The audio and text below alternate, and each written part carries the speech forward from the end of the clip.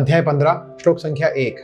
श्री भगवान उवाच ऊर्ध्वमूल अध शाखम अश्वत्थं प्राहुरव्ययम् छन्दांसि यस्य पर्णानि यस्तं वेद स वेदवित्। अध्याय 15 श्लोक संख्या 5।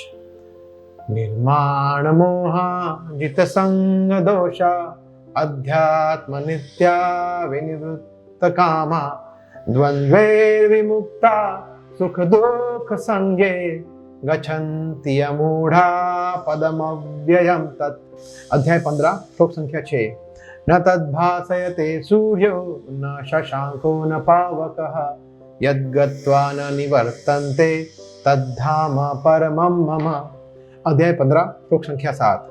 ममेवांशो जीवलोके जीवभूतः सनातनः मनषष्ठानि इंद्रियाणि प्रकृतिस्थानि कर्षति।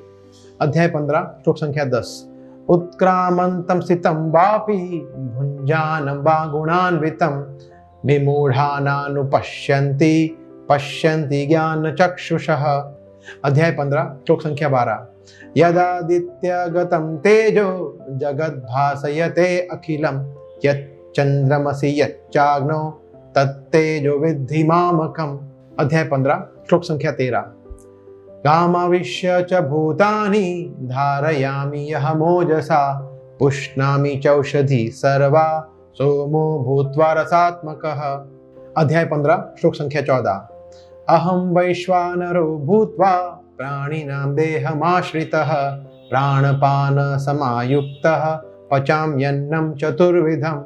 अध्याय 15 श्लोक संख्या 15। सर्वस्य चाहं हृदि सन्निविष्टो मत्तः स्मृतिज्ञानमपोहनं च वेदैश्च सर्वे अहमेव वेद्यो वेदान्तकृत् वेदविद् एव चाहम्।